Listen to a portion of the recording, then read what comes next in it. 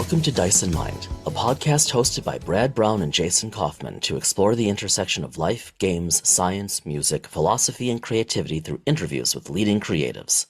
All are welcome in this space.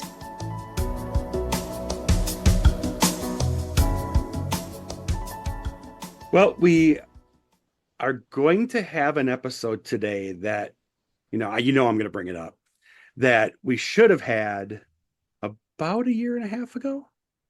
I don't know what you're talking about. Yeah, but jokes aside, the guests we have on tonight, we had on about a year and a half ago. Yep. The episode went haywire. The episode went beautifully, and then due to my user error, it dispersed, never to be seen again. Yes. But we have them back. Yes. And we are going to talk tonight about conflict and engagement. Conflict engagement and conflict resolution. With three experts. Yes. Yeah. And let's be honest, we are in November. This is November for whenever you decide to listen to it. It's November 2024. Mm-hmm. We recorded the interview in the days leading up to the presidential election here in the States. We are recording the rest of this episode in the week following. Yes. So for many, obviously, the days leading up to the election were anxious. The days leading post-election have been even more anxious. Yep. So I think this episode could not have come at a more appropriate time because conflict has been on everybody. I mean, on everybody's so many minds. People, everybody's That's right. minds. Especially lately. Now, one might ask, one might question, one might wonder, why are the guys at Dice and Mind getting into this road? And it's actually not because of the election.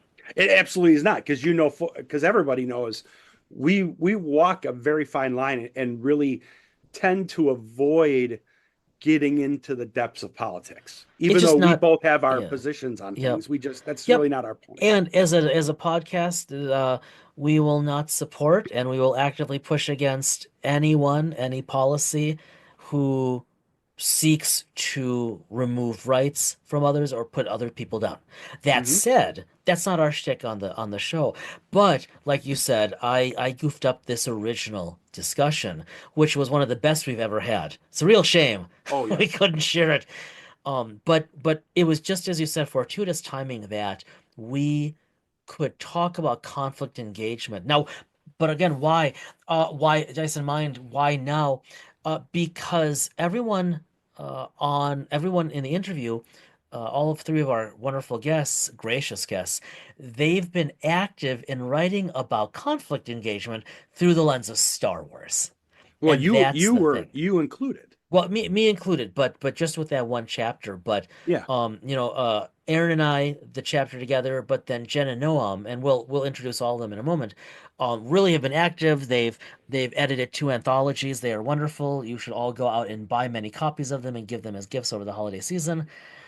But they've really been active in this, and the depth of their geekery around Star Wars minutiae, especially Noam, it's truly impressive to the point of humbling. And so we've wanted to have them on the podcast for a long time again, because it's such an interesting way to do it, to look at Star Wars as a tool for navigating conflict. Because let's face it, most people don't think of Star Wars as like helping with conflict.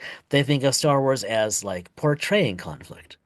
Well, and I think, when you hear the bios of Jen and Noam, I think, people sometimes assume when you hear conflict engagement, conflict resolution, you think law attorneys and things like that. And I they think are, but expect. I think you will hear them right from the outset, because I think it's one of the first questions. I know it's one of the first questions I get into is bringing Star Wars into it. Aaron's not an attorney. I was going to say, and then you have Aaron, who's a specialist in conflict management. Right. the idea of this is that, and I don't want to get it, the interview does this. Hmm. The idea is that this is not a law specific No, no. area, But you know. it's we find it fascinating because it's yet another example of really the intended mission or goal of this podcast from day one, which is looking at real life through the lens of RPGs and vice versa. And so Star Wars is right one of our favorite franchises, both in and beyond RPGs. And so to be able Hmm. to talk to people with their depth of knowledge, both in Star Wars and in like a really interesting topic like around Election Day of conflict engagement, that's just a really neat opportunity. Yeah, absolutely.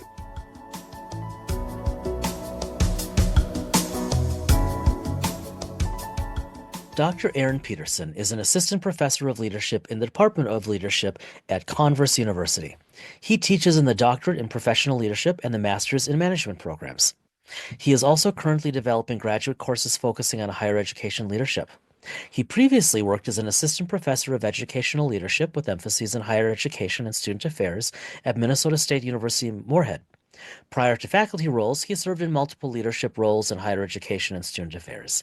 These areas include residential life, financial aid, and student advising. Dr. Jennifer Reynolds teaches civil procedure, conflict of laws, negotiation, and mediation at the University of Oregon. Her research interests include negotiation, dispute systems design, and cultural influences and implications of alternative processes. She holds the Orlando John and Marian H. Hollis Endowed Professorship at the law school. She is currently serving as the law school's interim dean. Over a career spanning 25 years, Dr. Noam Ebner has resolved disputes, consulted to organizations, and taught conflict resolution skills to thousands of people around the world.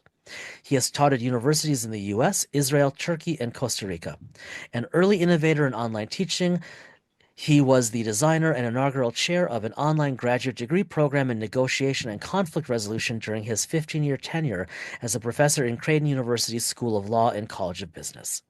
He has practiced as an attorney, negotiator, and mediator, trained mediators for court systems, and conducted hundreds of workshops for the private sector, government agencies, and nonprofits around the world.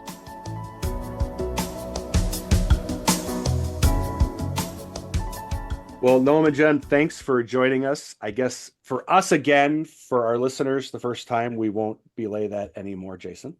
Um, but the idea of, for me, kind of being an outsider looking in, the idea of me being, a manager, director, leader, conflict resolution, merging it with sci-fi, especially Star Wars, since I am Gen Z. I was a wee youngin when A New Hope came out, or Star Wars. It wasn't A New Hope back then. Um, it caught my attention immediately. So I have to ask just from the start, just so we can it can be a primer for or a primer for those that may be new to this, is what was the onus behind you putting this together?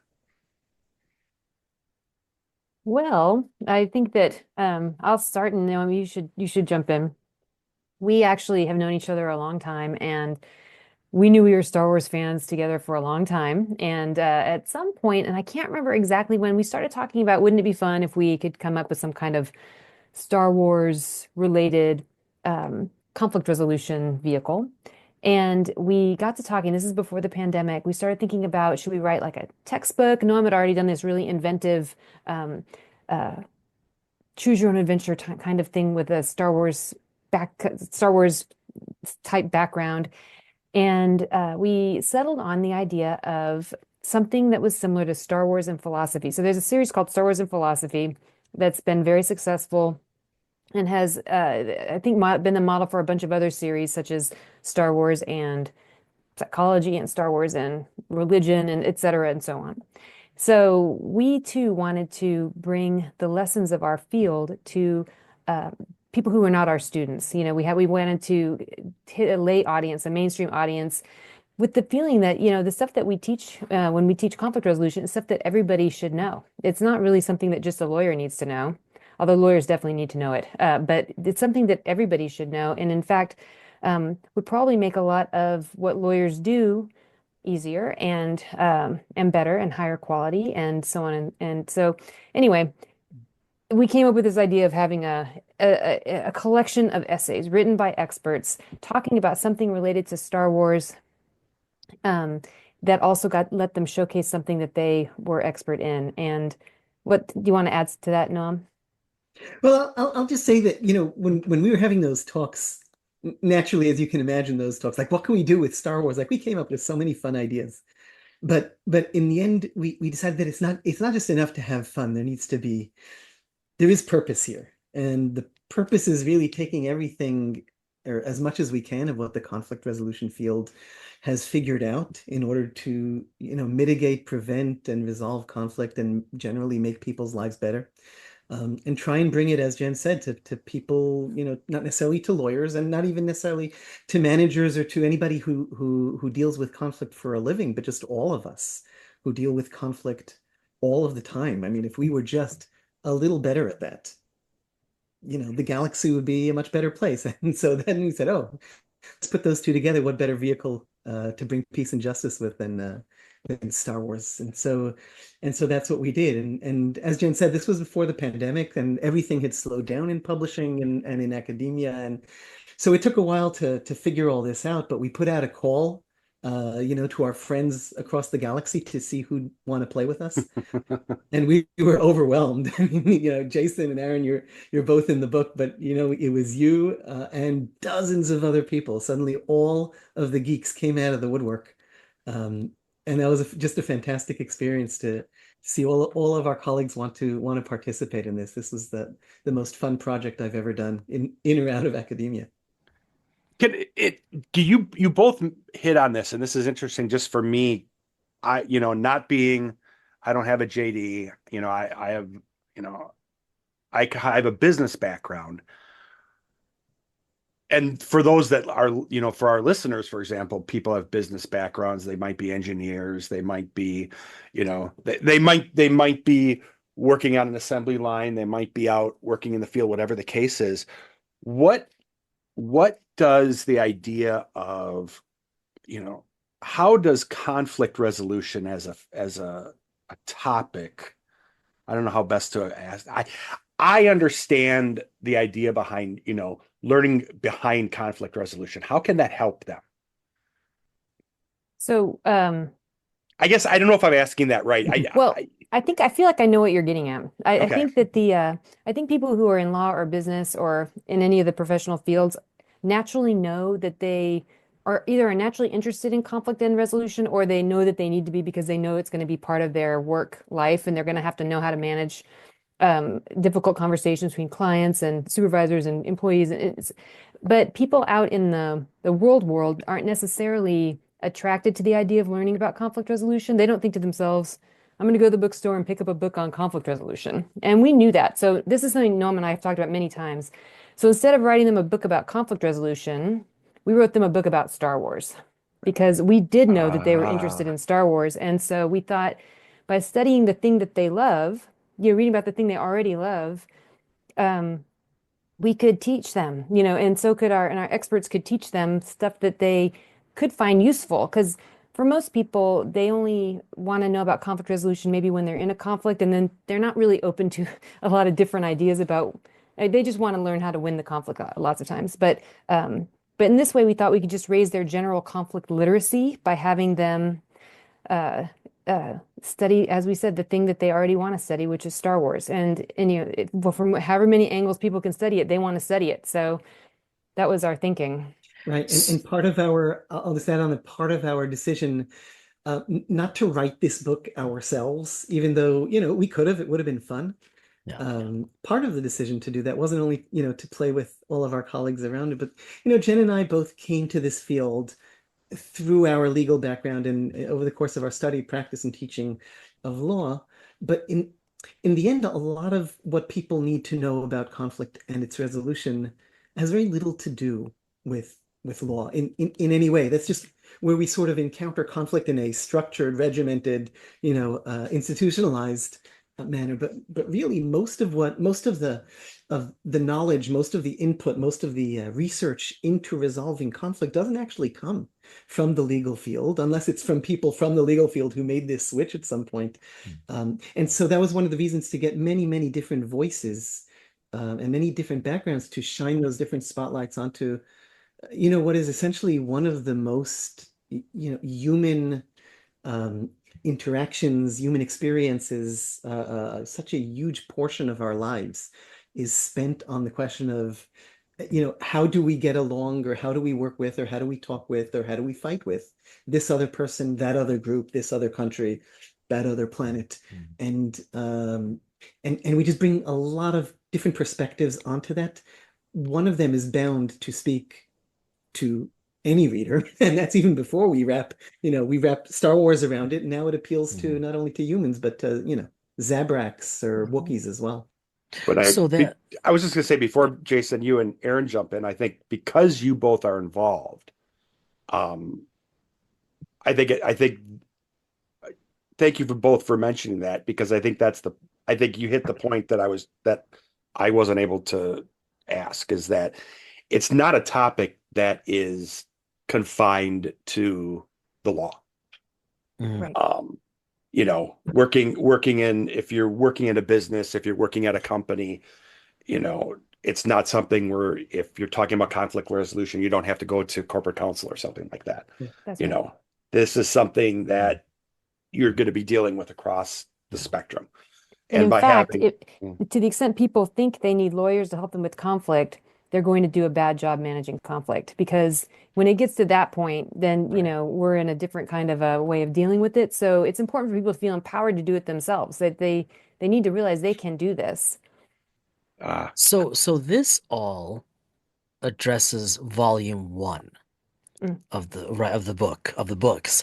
But as we record, volume two has been out for some time now, with an equally, if not even more beautiful cover, I've got to say. I love the look of these together. And by the smiles on your faces, you do too.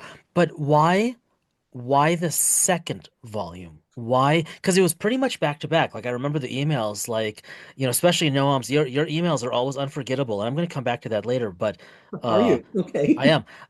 boy, But that sounded almost accusatory there I for a know. minute. well, I I'm mean, going to come back to that in a minute. It sounded like a congressional hearing. we're gonna let the jury decide that. But but I mean, volume one hadn't been out long, and then you two started announcing volume two. So what was the motivation for that so rapidly on the heels of the first book? So I can tell I can sort of sharpen the rapidity, and maybe Jen will think back on the motivations. But we decided on volume two the night that volume one came out. We were on the phone. It has sort of taken, there was sort of some last minute delays, etc. And it was finally out. And I think I called Jen and told her, and we had this moment about how great it was. And we had this sort of moment of, okay, episode two, and it was like we decided in a minute. So when you ask about motivations, I'm not sure that our motivations were deeply, deeply thought out, that they were, or whether we were swept up in the moment. But some of the motivations are really clear. I'll just say one, and then Jen, you jump in. One is that we for all of the I think 18 or 19 chapters in the first book, like we've only just scratched the surface of both conflict and of Star Wars. And there's just so much more. And we knew we had a deep pool of people who wanted to get in it. So there was no reason to hold ourselves back in that sense. Jen, you want to put a reality dose? I will add that actually it's even further back than that. If you remember, Noam, when we did our call for papers, we had so many responses that you and I mocked up two different trilogies, because we Yes. thought to ourselves at that moment, we're like, well, you know what? We could do a whole trilogy just based on international conflict resolution. And then we could do, and so we seriously thought about just going ahead and like doing 3 books when we first started. And then we pulled back because we thought, well, we didn't want to get too far ahead of ourselves, and we weren't sure about the publishing. It was our first time doing this, and so we decided just to go with the one. But he's right. We always had in our mind that there would be at least one and probably another one, because of And of course, trilogy, you can't resist the idea of a trilogy when it Well, comes to that Star was my Wars. Star next Wars, yeah. Well, follow-up question. so now that I know Jenna Aaron's has got tied herself into that corner, please will feel there free to be ask a a question. will there be a third? I mean, it's Star Wars. It comes in trilogies. I mean, it seems like there should be a third. It does. It does. Can I ask the question just for the benefit? I don't mean to overstep what Jason and Brad have going on here, but just to so could you maybe illustrate to if there hopefully is going to be a third, what is the change in scope from maybe the first one to the second one as Yeah, far as Aaron wants to craft his pitch right this time. Well, this is one reason why I'm glad we didn't do our trilogy right off the bat because we weren't thinking about this way of structuring the second book the way we ended up structuring it around the trilogies and then Rogue One. We that came to us as we were after we did the second call for papers, and Noam had started saying, I think it would really be cool if we could structure it this way so that people could find themselves in whatever part of the trilogies they really liked the most. Since we knew that not all our readers had necessarily seen all the Star Wars movies. But we hadn't had that idea early in the process. So it was nice that we were able to have a little bit of a gap so that we could evolve into that structure. And we've talked before about different structures for the third book. I mean, but we haven't talked about it lately, and we probably should. And so, well, not necessarily to have that other than, yeah, we're open, I'm open.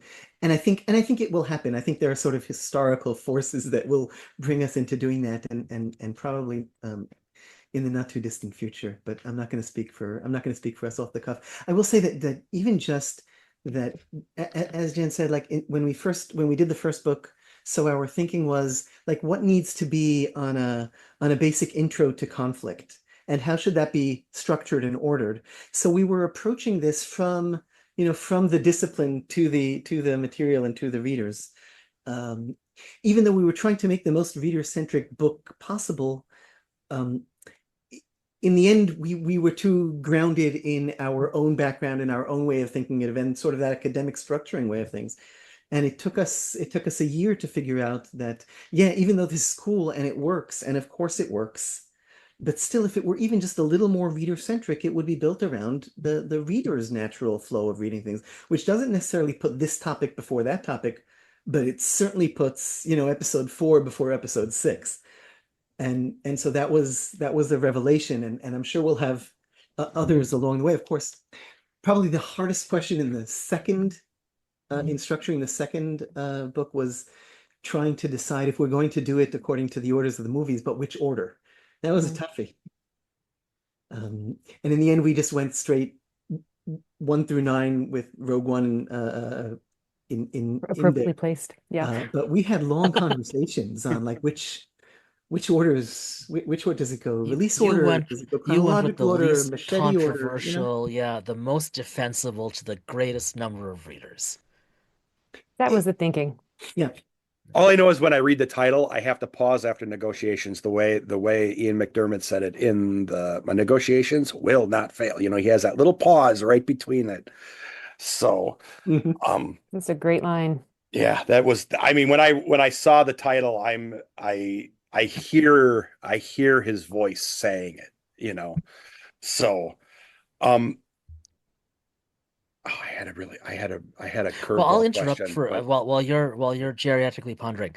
I will just add, I think, because like Brad and I always on the podcast, we like exploring how this stuff is made, right? The process is often as interesting to us as the product is. yes, And there are a couple of things that come to mind. One, I think from what the two of you are saying, people often don't realize that writing a book, whether you're writing and or editing it as an anthology, it's a lengthy process, right? This Oh, yeah. isn't you might be able to sit down and do your writing in fairly finite bits of time, but ushering a book from initial conception to publication is I feel unqualified as a heteronormative male to call it a birthing process, but I think there are some elements, right? There are just so many pieces, and it takes time. And like you were saying, the two of you, going from volume one to volume two, the kind of locus of attention changed in these really positive ways, and that's through experience. And the books can even kind of evolve as you're going, as you're editing. And I just think that's really neat, right? That's part of the intellectual, and especially with a project like this, hopefully joyful process. The flip side is this is my first time, or maybe I should say this on behalf of Aaron and me, but our first time to publicly thank you two, especially Noam. So let me, it was not meant to sound accusatory, but I will accept that. Let me go back to Noam's emails. Like we Do we need to get a gavel out for this? maybe. Or So for those who are listening who or anyone who knows Noam and Jen, but especially who were involved with either of these volumes, either or both, like your emails, Noam, are not concise. And and they are so team building and so welcoming and so community building that these emails from you guys were coming out in the early days when Aaron and I were conceptualizing and outlining our first book together. And because this was just such a different animal, we would talk about this, and I really took note of that. And so now, fast forward, right, as we are receiving our revised chapters for an anthology we have coming out probably Q3, Q4 of 2025. And I've kind of taken the lead on the emails, right? Because Aaron was busy like getting a professorship, moving his family, trying to generate classes, excuse after excuse. But so I would write these oh, emails, and I found, and but again, Aaron, you and I talked a lot about this, that I found myself very much modeling communicating with our authors after what you really gave a masterclass doing on that first volume. So just publicly thank you, because I know how that felt as a chapter author with Aaron. And I see, right, we've got like 19 other authors in this anthology, and I see what it's doing with them and how welcoming it's proving and how quickly people are willing to just, no pun intended, but engage with these little sillinesses. And that's truly all because of what the two of you were putting out in terms of just here are the updates, here's the thinking, here we've got a session if you want to come. And so we've been modeling that now for the past like year. And it's remarkable how effectively that builds community, and even just online. I will echo too that having been blessed to be a student of gnomes for my master's degree, I was already very familiar with the way that emails are composed from his standpoint there, so I had already seen that. But the other thing that you really have to appreciate the way that he composes emails as well too is the subtle Easter eggs that are playing. Like if you're not on your game, like there are even ones that I have to go back and check, and I feel like I'm fairly well versed in the Star Wars universe too, but it's there are Yeah, between the some two that of you, like Aaron would email me like, yes. "Did you like catch Easter? the whatever?" And I'm Are like, you like "No, Easter eggs? Like if you don't catch it, you fail the course, or no, Doesn't no," work just that Might like way. might have little. that might have been why my first grade was so low. I even Mm. had to email him in that class. No, no, no. But Yeah, sure, it was that. he caught it right away. Okay, maybe that was the problem. Oh, after all these years. But to echo the last thing that Jason had said to you and Jen, like the thing that really had the aspect that had an impact on me when we were going through that process as writers, and learning how this process went, having the author sessions that you both put out, and so we're incorporating that. In fact, we have another round here that we're doing this next week with our authors as well, because that had a really positive impact, I think, on both of us as far as just that sense of building community with our authors and hopefully with each other. And so yeah, I for sure want to give props to that as well too, because Well, that's well, good. And I'm not going to modestly say, "Oh no, you're wrong," or "You misunderstood all those emails," or "Really that?" No. Instead, what I'll say is that, yeah, I know how to write emails and to plant Easter eggs, but all of the specific motivational and community building ideas that you mentioned in that were all Jen's ideas. The Oh, author sessions, the openness as to topics. I remember at the beginning of the first book, I was trying to say, well, we need a chapter on X, we need a chapter on Y, we need a chapter on Z. And Jen, you were much more, let's see what we get. Uh, and yeah, I and had the Whitman sampler idea that we would get yeah, a Whitman sampler and it would yeah, just be whatever it was. Although I am glad that we have chapters on each of the major forms yeah, of dispute resolution. Noam's emails are great. They're he's so good at managing the online space. This is just something I think that he's just has a gift at. Personally, I think that having these author sessions is really important when you're writing in a anthology because it's very motivating to hear what other people are writing about. You know, it makes you feel like you're part of a thing that's happening, and it gives you ideas and it gives you kind of life to keep going. I think it's helpful to get that that sort of feedback and vibe from the others. yeah. And particularly when you're writing, in projects like ours or like your own, Jason and Aaron, where it's supposed to be fun. And dealing with this stuff is supposed to be part of the motivation of doing the whole thing in the first place.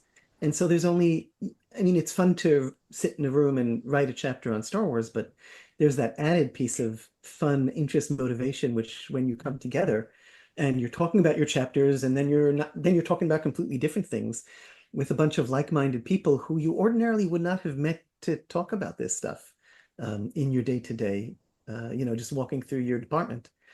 And It so is true there's that that added bonus. academics and professionals, it's a relief to them to be able to have fun.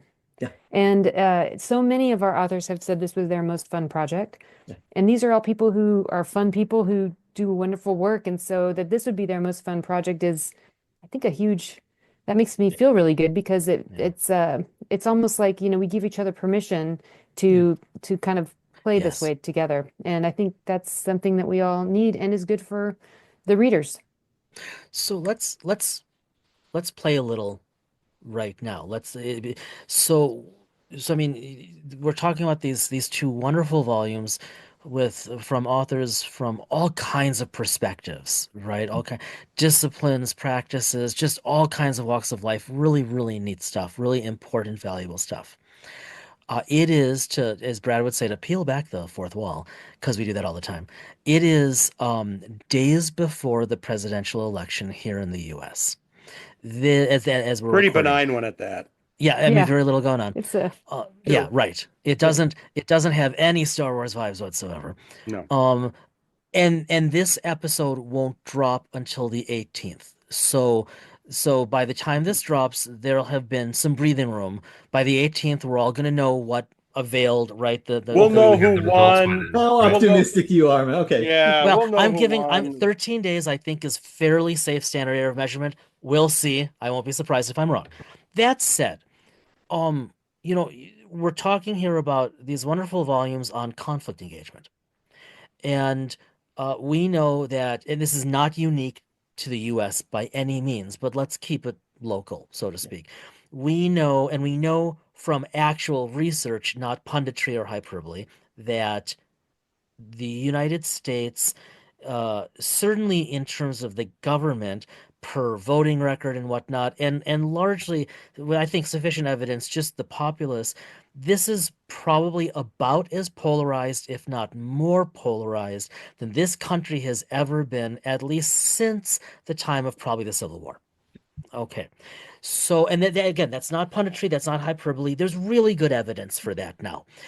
Um, and that this question isn't about sides because that's not the point of conflict engagement.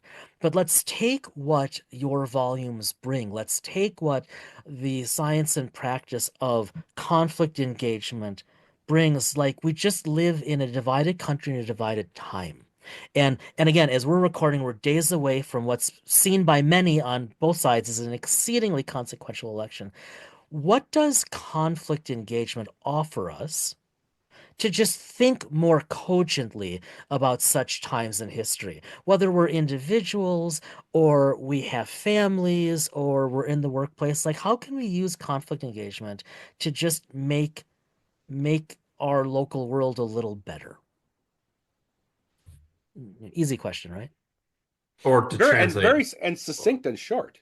Thank you. yeah, or to translate, what will going to Thanksgiving this year be like as opposed to previous years, you know? That's Yeah, better. I don't have that. But yes, for people who are afraid to discuss politics and religion, which are the only things we talk about in my family, Yeah. how does this work? Well, I knew he was going to point at me. Uh, so there's so many different ways to think about this question. And so I'm trying to think of a good way in through our Star Wars. And one thing that I think comes up when you have a polarized situation like this. So in Star Wars, it's a battle between good and evil, right? Star Wars is a battle between good and evil. So what happens when you have two sides that think that they're good and they think the other is evil? In Star Wars, we know who's good and who's evil. At least in the, in the original trilogy, we do. But in our situation, everybody thinks they're the good one. Everybody thinks the other one's the evil one. And so the question then becomes, how can that be so? And I feel like we can take a lesson from our good friends in the Force dyad, Rey and Kylo Ren, who were both representative of, from the audience perspective, a good and evil person. But from their perspective, they just always thought the other one was wrong. But they didn't stop talking. I mean, they fought a lot. We know this, and but they were pulled together because, you mentioned families. Families can't really afford to get rid of each other if they happen to disagree about politics. This is just not something that can happen. I mean, I guess in some families it does, but not in my family, and we have a lot of political disagreement in the broader family. So this willingness to stay in conflict or look for um, to recognize that there might be a tie despite this sort of what are huge philosophical ideological differences that seem like they're very important, and they certainly were for Rey and Kylo Ren, is I think a central challenge of our moment. And so their discovery, it wasn't so much that he came to the light side and she, rejected the dark side. They just ended up having an experience that completed one another in a way that I think is illustrative. Actually, I want to go back and watch the last movie now that I'm talking No, because I now do I want too. to Yeah. see. I want to think about I hadn't thought about it in terms of polarization before until I started mentioning this. Just as soon as you mentioned um, political parties, I started thinking of those too. But what about you, Nom? What do you think? Well, How first of all, does I'll say, well, when you watch those, you and listeners would do good to read the chapter on that from our first book by hmm I and Elizabeth Bradley, who used Ray and And in Kylo our second Ren book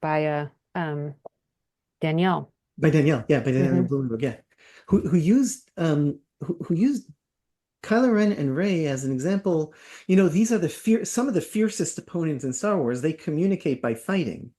And yet, through every iteration or every cycle of their fighting, they are both escalating their conflict, but they are also coming closer together at the same time.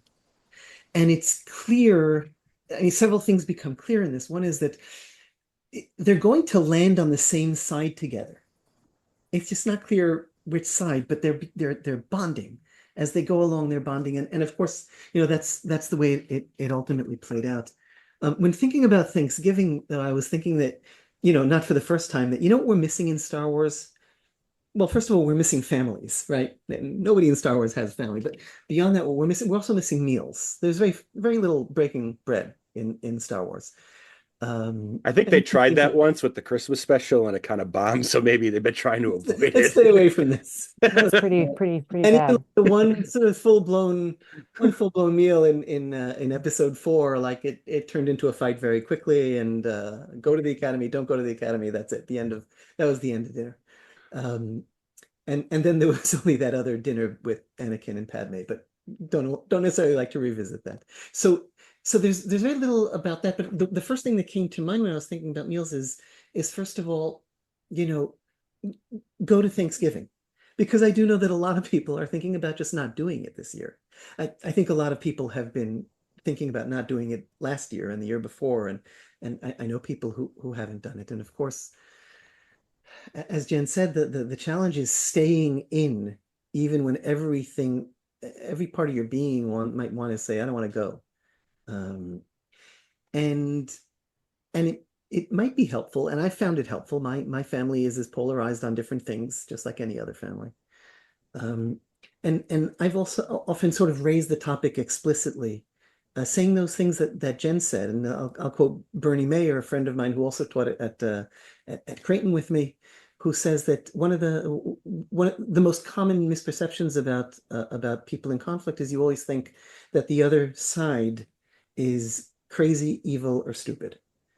And in the end, they're usually not. I mean, except for that one sort of, except for the emperor cackling in that evil comic book way now and then. Um, None of them are acting crazy. If you would ask Darth Vader why he's doing, Darth Vader has very, very rational explanations. We heard them when he was Anakin, right? He has very rational explanations for why he's doing what he's doing. And from his point of view, what he's doing is the opposite of crazy, evil, or stupid. It is the right thing to do. It's the rational thing to do. It's the smart thing to do. And you should get with the program, right? And even if your family doesn't understand, right? Anakin, you were my brother. There's still something. There's still something to staying in the game. Stay in the game, folks. Yeah, I and thought, yeah, sorry. sorry.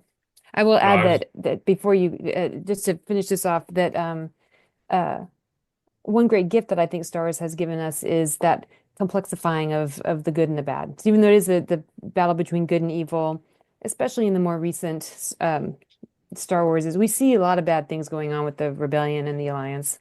We see good people over on the side of the working uh, in the dark side.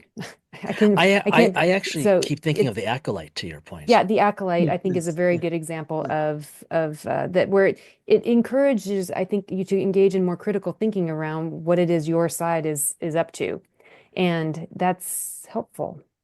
Yeah. I think they've in more recent years, I think they've tried to, you know, the introduction of the Gray Jedi. Jason and I have talked about this. The Gray Jedi, where they aren't, they will embrace both, you know, the positive, the light side and dark side tendencies, and whether you want to call them sitting on the fence or whatever the case is, it the original trilogy, there was light side and dark side. Right. Let one or the other. That was it. Right. And it felt like, especially like in the Clone Wars, you started to kind of see this, and you started to kind of even see this in the sequel Well, trilogy. this is why Ahsoka is my second favorite Jedi, right? Because if you're Uh, really going to engage around conflict, it can't be a binary position. You it's have to be able yeah, to stay together in the gray. yeah. Right. They're showing that you know no, there's no truly, all sides have there's dirt everywhere, is really Yeah. what it is. And And that that's every much more person true. can every person can change Yeah. and Yeah. changes. Right. And that's the I think, ultimate message of it in the end is the message of redemption or of choice are in the end, no matter what the buildup is, it always builds up to that. And so Anakin chooses one way in the prequels, and Darth Vader chooses another way in the original trilogy, and both Kylo Ren and Rey make their choices in the sequels. And Ahsoka, she walks away. What does she do after she walks away? Well, she spends the next 20 years of her life living according to her principles. It's just that they didn't align with one strict code or another. And so, without getting to the question of are gray Jedi's canon or not, the answer, for So, us, yeah, that's yeah, no, and no, no, no, I but the answer is that in our lives, of course, they're in like we're all gray. Mhm. None of us have been raised in according to one very strict code for decades, telling us that X is absolute. We've gotten a lot of that, a lot more than we think we have, but it hasn't been that absolute. And we've made choices, we've made moral choices in our lives, and we're not happy with all of them. And we recognize that sometimes we get tempted by one side or another. And so that's a lot realer. So I think Star Wars is introducing both in the Force, as with Ahsoka or the notion of a great Jedi, but also from introducing characters who are, Mandalorian. they're just schmoes like Mhm. us who have to make decisions. Like, so Mando's walking around and he has to make moral decisions as to, everything from parenthood to property to killing to, to whatever. And that's real. Even in the that segment of Ahsoka where she's what we don't know if she was alive or if she was dead, but that time where she's with Anakin as a ghost or whatever he is, Mhm. and she's reliving the past, and she's fighting him, she's talking with him. He comes walking out, he's phasing into Vader, he's phasing out. Um, Whatever the case is, that's an interesting area for people if you want to see where they are. They're trying to teach us that not all good is good, and maybe evil's a little bit more convoluted. Mhm. I And want to yeah, I want to make sure Dr. Peterson here gets a word in edgewise because we keep going, I'm and because I sorry, still have one. Aaron. No, no, I No, still Yeah, no, have no. no, no. Yeah, He's a that's big boy. He okay. has to fend for himself. I yeah. think I appreciate that, Jason. Thanks. No, but I think Luke also embodied that well too, even in the original Yes. trilogy. And if you think Yeah. about the idea of the Gray Jedi, is that, I mean, well before the second season of Mandalorian, when we see him come down the corridor and take care of all those droids, and like that was the Luke Mhm. Skywalker that I wanted to Yes. see from my childhood with that green Yes. lightsaber. But he also uses a force choke, even though he's and a force Hmm. crush basically on one of those droids. And he does that the first time. That was so controversial. I remember seeing in Return of the Jedi when the Gamorrean guards, when he chokes them both. And that seemed like a very un-Jedi thing to do. But you think of who his father was at the time too. But he still proved, I think what how to overcome that and to balance that, if you will. And so, and I couldn't help but think too that Jen, when you started speaking back, as far as how this lays out and what this looks like in terms of like the political scene, couldn't help but think of the very scene from Revenge of the Sith when Sidious is talking to Anakin. He lays out and kind of almost a hiss that good as a point of view, Anakin. So Mhm. that's kind of the um I think that's what's been laid out pretty well here as far as describing that. So, Yeah. and Yeah. didn't he do that so much more effectively than Obi-Wan with his from a certain point of view?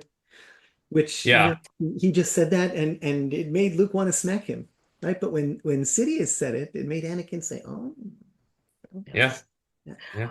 So one more question. Again, w- when this drops, in all likelihood, we're going to know what the outcome of this Well, election you're will really be. hammering on the election Oh, stuff, aren't well, you? no, no, because it's real, and this is the kind of information we need as a society and as a people. Because my point is, whatever, by the time this airs, whatever has happened, and unless every pollster is wrong, which is entirely possible, about half of the country is going to be angry about it, no matter Mhm. what happens. Okay, Mhm. so and I find myself drifting back, Jen, to your Ren Kylo analogy.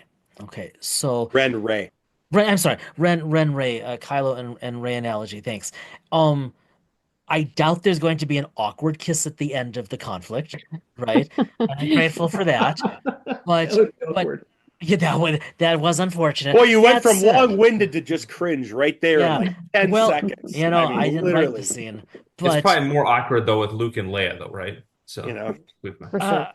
I I don't thought know. Yeah. I thought the power handshake at the debate was cringe enough. You had to go to a Yeah, kiss, really? fair, Seriously? fair. But really seriously, right? Like they do kind of try to bring that conflict to a close, right? Visually, thematically, with that meeting of minds, if you will. And of course, that's not going to happen in real life in terms of nationally. So I'm curious to kind of reiterate the earlier question. Wherever this country is, as this drops and as we move forward into the winter and the holiday season and then next year and on, like, what does conflict engagement, I'm asking all three of you, what does conflict engagement offer in terms of, okay, so whatever major conflict has occurred, it's occurred. People still have hurt feelings or proud feelings or whatever, and it's behind. Now, where do we go? Just generically, how can we be guided to then take the next step towards some kind of engagement or reconciliation? Well, that's a big question. I wonder if we could, why don't we ask the person, the only person with a degree in conflict resolution in the room? Aaron, what do you think? say that doesn't count. I mean, um, boy, I think that well, to many of the tenets that I subscribe to and have worked into my own research as well too. I think one of the things that I still, if everything that we were saying here is true about the people that we're speaking about in this country, is that um, if there really isn't all that much that separates us in the end, then I guess for me the reward would be whether it's family members or friends and inherently you're going to know somebody that staying engaged in the process with them on some level has to be worth it then at the end of the day. And so I think intentionally choosing to do that, I think is where the benefit lies, even if you don't know what the outcome might be. I think that's well said. I'll add that the first book we set it up around the first half is conflict and the second half is conflict resolution.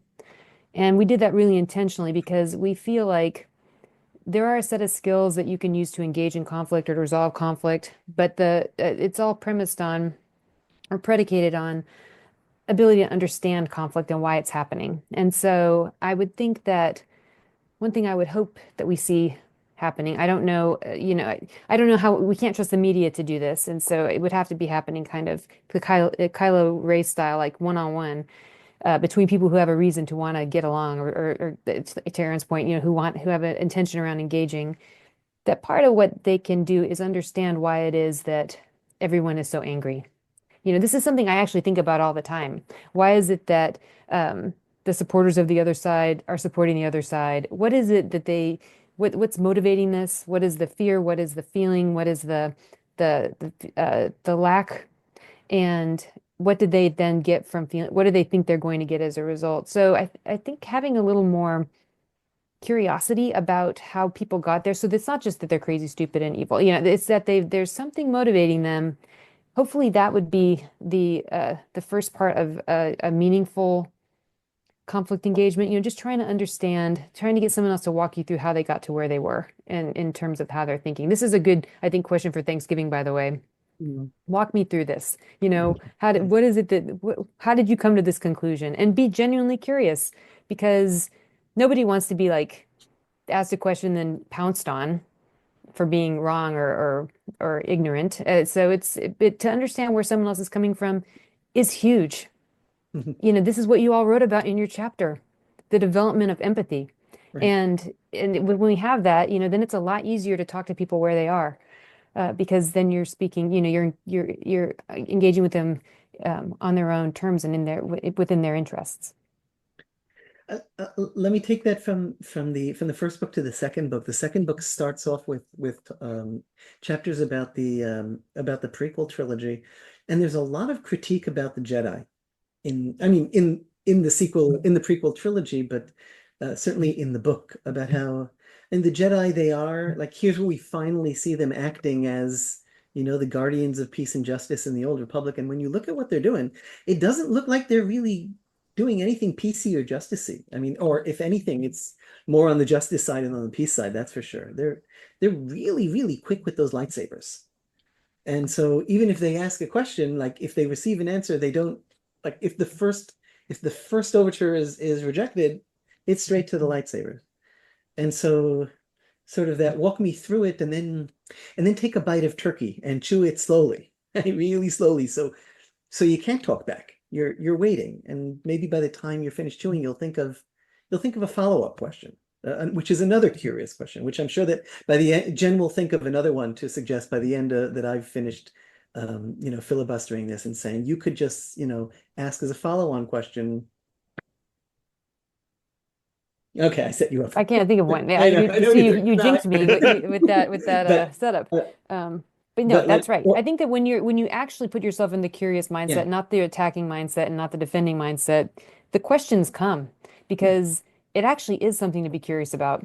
How we've all gotten here, how this has happened. And lots of times I think we find that I hate to sound Pollyanna-ish about it, but we're not actually as far apart as we think. And we have been kind of, I think, ginned up by social media, the media, Okay. probably generative AI has been making us feel like things are about to go straight, to hell. So I think that it's a useful skill for many reasons. and the negotiations won't be short. That's Mm.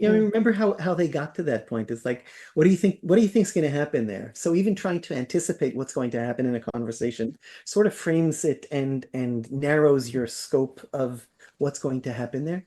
And then remember Qui-Gon Jinn saying, "Oh, they're cowards. The negotiations will be short."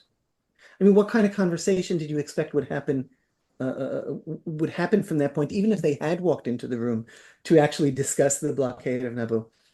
It was nothing. Qui-Gon wouldn't have listened. He would have listened for a moment and then come up with something. And if they had rejected it, he would have used force in one manner or another. Um, Negotiations won't be short. It's a cute line, but it's not really a good conflict resolution approach. Patience. The Anakin's advice of all people. What do you suggest? Patience. Yeah, that's what you need at Thanksgiving Day. Mm. And if that doesn't work, is that kind of where the third book is going? You have conflict and then conflict resolution, and then the third one is conflict impasse. I am altering the deal. Pray I don't alter it any further. Mm. That kind That's right. Ooh. Huh. of. Um, Essentially, yes. After, I mean, right, if you hit an impasse, then you could either everybody shuts up and walks away, or you could, you know, toss out either a substantive or at least a process suggestion for where do we go from here? I mean, just to keep up the Thanksgiving dinner. Many families that meet on Thanksgiving are going to meet again on Christmas or Mm. Hanukkah. Like, go take it Mhm. where you will. Uh, but there's going to be a next step. It's like with Star Wars, there's always going to be another movie, right? It's going to happen. So, and what's going to happen there if you just stop at this point and let everything fall apart? What's going to happen? So yeah, maybe we haven't resolved things. I think there are going to be a lot of unresolved things at Thanksgiving dinners this year. But if only to remind that we're all going to meet here in a month anyway, and we're going to have to do something. That gives people an incentive that doesn't, it's not an ideological incentive, and it doesn't have to do with their echo chambers, and their opinions. It just has to do with these are the people I'm going to be sitting with in a month. I've always loved sitting with them, at least in the way that families love sitting together, which is a mixed bag. I get it. Um, we are going to be hugging. How do I want to feel when we are going to be hugging? And what can we do now, if only just as a sentence to say Yeah. that will It's just like bridge? it's just like in negotiation, when we talk about a one-shot deal versus an ongoing relationship. There's a difference in how you think about the negotiation if you know you're going to see the person in an ongoing way, or if you're constructing a relationship like an employment relationship or some sort of long-term, supplier relationship. That's different from if you're just selling your house and you'll never see them again. I mean, families are long-term relationships, and so anything that happens um, is within that context. So you're exactly right, Noam. I mean, it's and maybe it calls sometimes for. So speaking of Thanksgiving again, if it gets really tough out there, people, sometimes you do a lateral move and find common ground on some. The dog is playing in the corner and it's so cute. Right. Or the baby just crawled and said, and did something funny with their. I mean, there's always these ways that we can take a break from whatever the subject is and sort of reestablish our connections outside of that, whatever that realm of conversation was. And that can be really useful Yeah. to paving the way for a future, And conversation. it's not fake or artificial, No, because really at the core of all of our relationships and all of our are really the things that bind us. It's not, we weren't made by ideology. We didn't spend most of our lives as ideologists. We spent most of our lives with many of these people who are going to meet, talking about the dog, or raising each other's kids. And so there's something very natural about that. We are all bound up in the same unifying force, whether we see it or not, whether we Oh, recognize it or not, and there's a commonality. that sounds like a that's pitch for a movie. beautiful. Yeah. Yes, Hey, the exactly the right. day after the election, we all have to continue to live together, and we're going to have to continue to live together for the 76 days after the election, Hmm. and then come January 20th, when whatever person is swore in, we're all going to have to live together That's right. and exist, and we're going to have to find a way to do it in a way that is, um, in some positive way, and And you know, there's a And problem here. There's a problem here. The problem is that Star Wars doesn't offer much advice on Mm. that.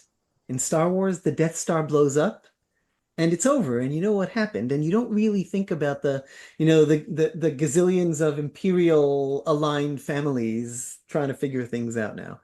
Or you don't feel, or things along that line, right? The fight ending, the official ending ends everything. But then you come to the next trilogy and oh wait, apparently things haven't worked out. Or you reach the Mandalorian and find out what's been going on in the background. After the great victory. Well, apparently it didn't resolve problems, and problems are resolved on a different level. And this is Jen has a chapter about this in the first book. She bravely took on the topic of mediation in Star Wars, and it's really tough at first to speak about mediation in Star Wars because there aren't many Because there isn't straightforward. any.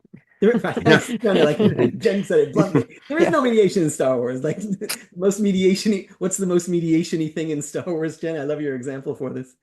It's Oh, yeah, I just have just when that scene where Darth Vader is choking that guy who was sassing him in A New Hope, and the Grand Moff comes in and says, "Vader, release him," and he does. So that's the closest thing I could get to the mediator is well, Grand Moff Tarkin, intervening in that little fight. And but it's not a very good example. Or So they mediated and used a one reactor fire shot on Scarif and Rogue One instead of a two reactor, I guess, and didn't blow the planet okay, up. it's So a form of compromise. Yeah. you know, right, a bit of a compromise. That's right. It yeah. all sounds like more arbitration, if you ask me. Yes, It but does. sort of the larger point, and to get back to Jen's larger point, is that But I didn't think Vader had was bound to it. That's why I said it was mediation. Is that he didn't have to follow what no, Grand Moff Tarkin said, but he did. as Fair. He you chose wish, to. right? There Yeah, was he he just did it because he said, but in the end, Star Wars, the real resolutions in Star Wars are, as Jen points out, are relationship based resolutions, and they're redemption based resolution, and they're people changing their minds and their attitudes and then being accepted by others and given second chances. And that's what Star Wars is all about when when you sort of look away from the lightsabers and you look at what are the real thematic things going on that aren't exploding. Um, and in that sense, there's a world of healing potential there that I think we can all, hope for, hope to stick a straw into and bring some into our lives come November mhm. X 15th, 20th, whenever. Yeah. Jen, Noam, thank you both for joining us tonight. Especially as we record this, it's a Friday night. It's probably been a busy week for you both. Aaron, thank you for joining us again. It's been a busy week, I know, for you. Jason, I don't really care. Mm. But so I do. But no, thank No, you. Thank all three of you for coming and joining on a Friday night. really appreciate it. Really It's always appreciate so it. fun to talk to all three of you. I mean, Aaron, Yeah. you and I talk all the time, but this this Yeah. this is a different conversation, which is great. Yeah, and this is a topic that I'm fascinated by as a I guess I would call myself a layperson in terms of in terms of the topic. I was going to say a Um, recovering cabinet executive, but go ahead. yeah, yes, there we go. But again, thank you so much, and obviously we are following as we hear as we find out when book 3 is in the works, and No, we'll have you back on again for the official second, unofficial third, I guess, Jason. yes, that's right. Hey, we're not gonna step into this, but we won't keep this a secret. Okay, Thanks for having us. This is so much fun, guys. Thank you so Yeah, It's much. been thank so you. delightful, wonderful to see you all and to talk about all these subjects. awesome.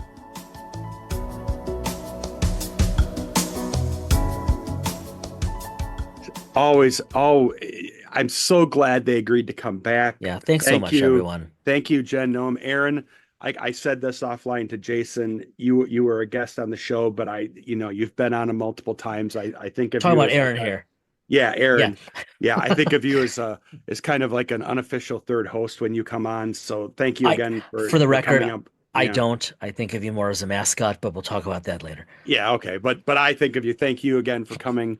Thank you all three of you for it. And Yeah, such a we'd love fun to have you on conversation. again because Yeah. we we we ran long. We didn't want to Yeah. keep you on all night, No, it but was getting, yeah, it it was was getting getting late. late. But Yeah. when volume 3 comes out. And we Mhm. really mean it. We both really we want to see that. I think Yes. a lot of your readers undoubtedly want to see that. You know what would Um, be an interesting book would be conflict resolution in Star Trek. do they deal with conflict? Here and there. Okay, fair. Here and there. Hey, so we've gone for a while. We used to head over to The the GM GM corner. the GM Yep. corner.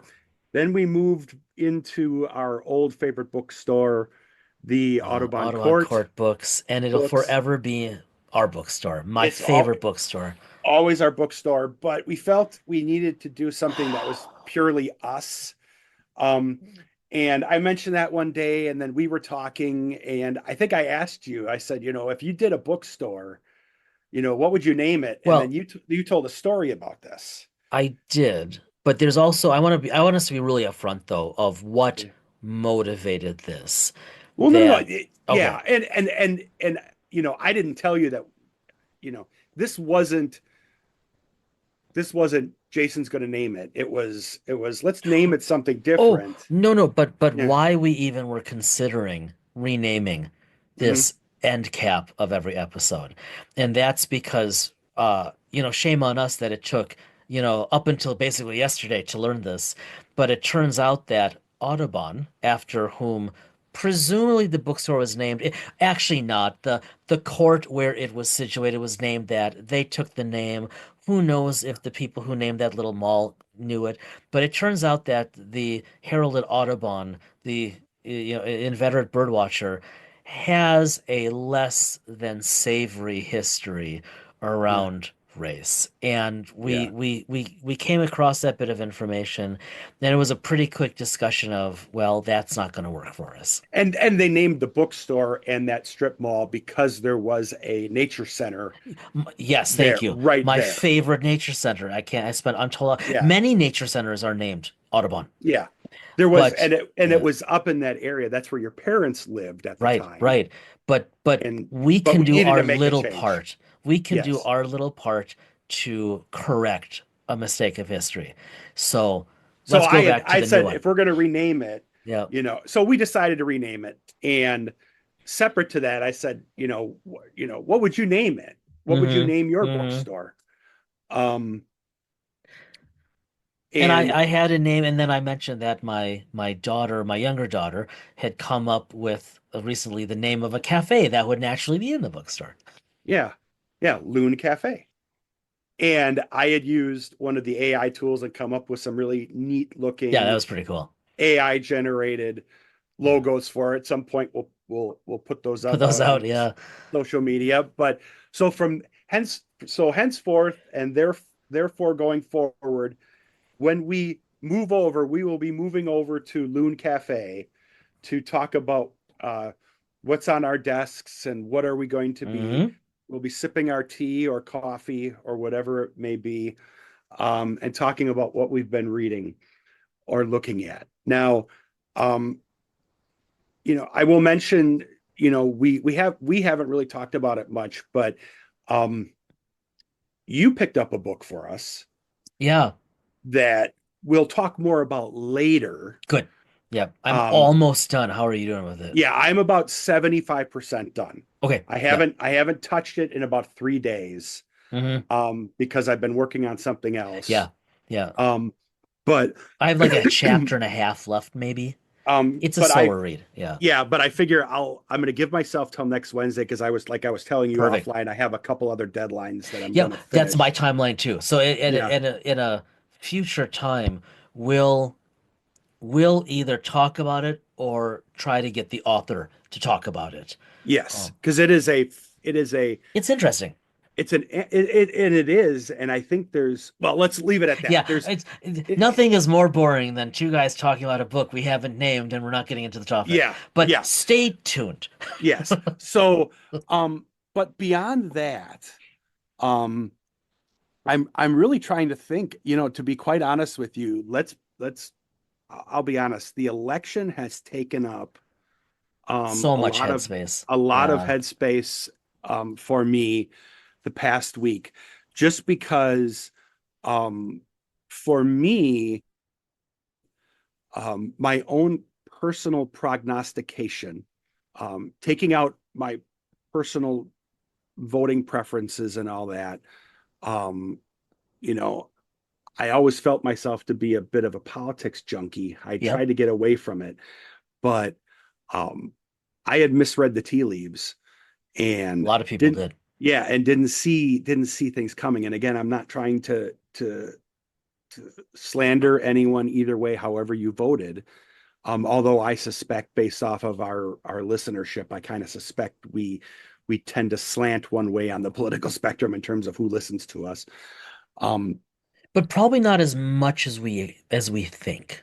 yeah, Is my guess. yeah, as my guess, and that's why I'm not disparaging anyone one way or the other, but um, I had it wrong, and so I had to, I've kind of spent the past couple. I had spent the days following the election looking into it and seeing where um, I have may have I have misread things.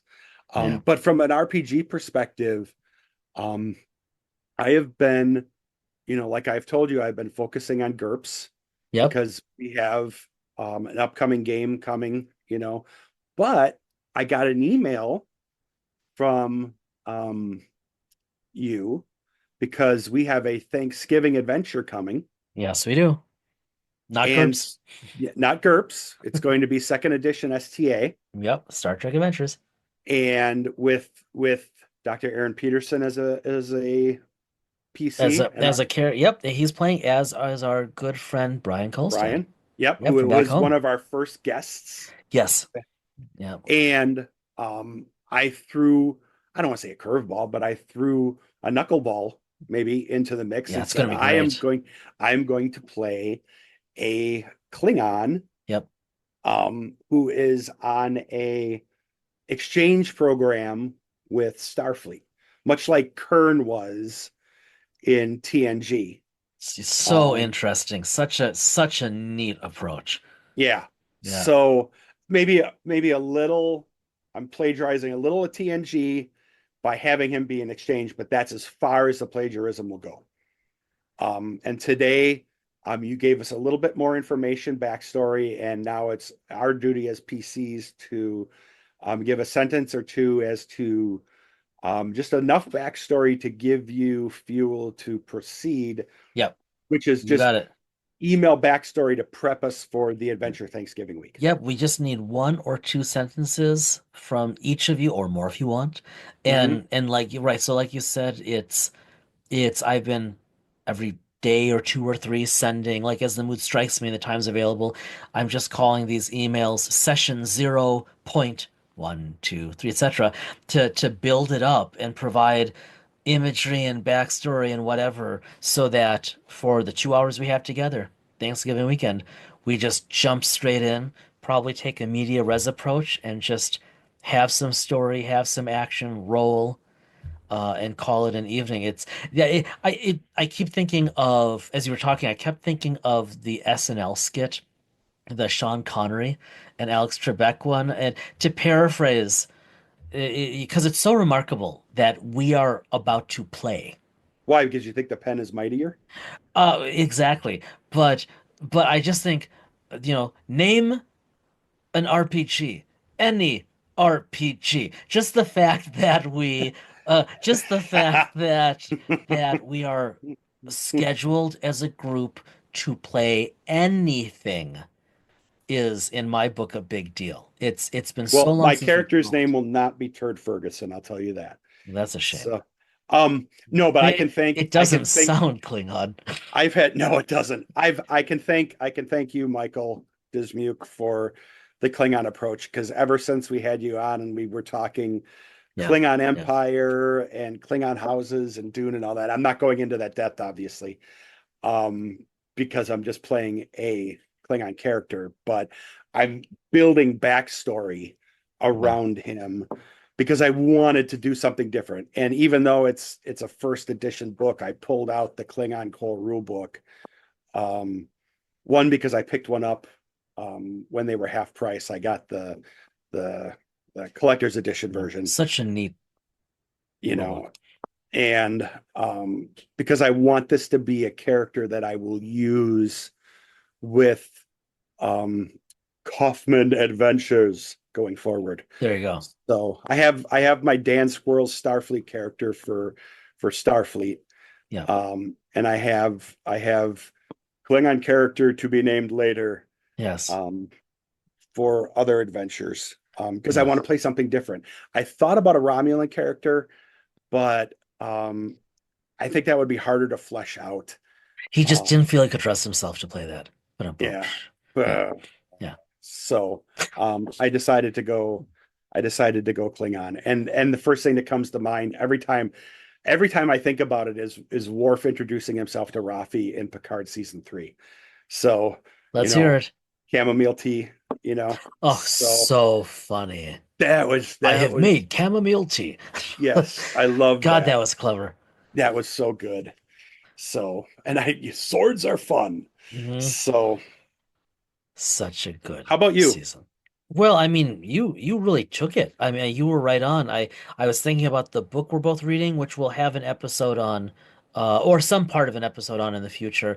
And honestly, I was just going to bring up our our game as well. Here I can pivot and do this. So, as we record this, my younger daughter and I, my 17-year-old and I, recently finished watching Agatha All Along, Okay. I which is have not obviously watched it yet. no, which is obviously not an RPG, Hmm. but But it's it's Marvel, major. and It's I love Marvel, which Marvel. is an RPG, Hmm. and yeah, and you do, and I mean, and I've seen courtesy Edited and of my created by girls, Matt Forbeck, who is a Wisconsinite just down the yeah, road from me. and a good guy. Hmm. Um, I yeah, so we watched. She really wanted to watch, and I have to say, it's not my thing. Like that's not my normal thing, but it was really I have mixed feelings, but it was really creative. And after like the first episode or two, I found myself wanting to see the next one.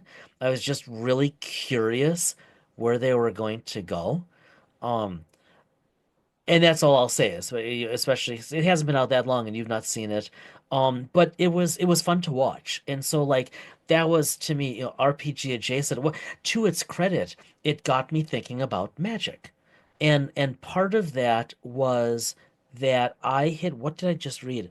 Um, I had just read not long ago at all another novel by Terry Pratchett, right? The great hilarious Mm, British author.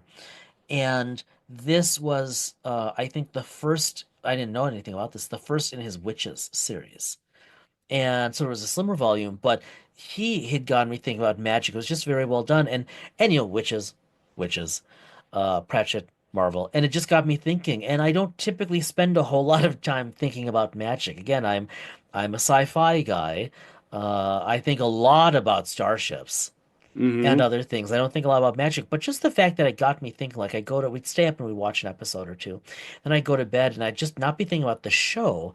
I'd be thinking about magic, which I thought, Which okay, probably that's disappoints pretty your wife. probably so many things do, Brett. So many I things know. do. Yeah. But I thought that's kind of that's pretty cool. That's kind of high praise, I think, like thematically for the show. Like if it gets people thinking, that's just so it was neat. Yeah, it was kind of adjacent, and we'll see where it goes. Somehow, I think that Marvel will make more things. Oh, I mean, you've got I'm kidding. I know. Yeah, there's no, but so you've much got con you've got you've got Captain America: Brave New World. They had just had a new there's trailer. They had a I new trailer know. come out with Red Hulk in I it. saw that. Um, you There's like know, a I mean there's a 2-3 year roadmap already, so yeah, and at they've made least. adjustments. The Russo brothers are coming back, which I'm very happy Oh, I didn't about. hear that. Yeah, they're coming back. Robert Downey Jr.'s back Oh, as yeah, Doctor Doom. there it is.